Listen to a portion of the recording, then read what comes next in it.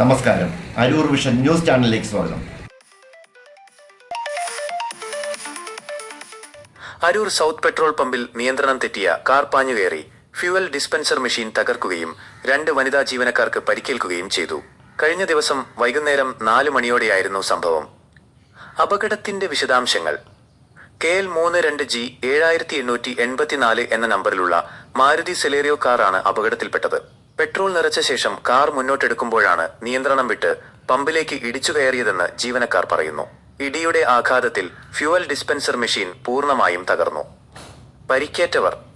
Car ഇടിച്ചു തെറിപ്പിച്ചതിനെ തുടർന്ന് ഗുരുതരമായി പരിക്കേറ്റ പള്ളിപ്പുറം സ്വദേശിനി നൈസി 45, നേപ്പാൾ സ്വദേശിനി ദുർഗ 40 എന്നിവരെയും കാർ ഡ്രൈവറെയും കൊച്ചിയിലെ സ്വകാര്യ ആശുപത്രിയിൽ പ്രവേശിപ്പിച്ചു.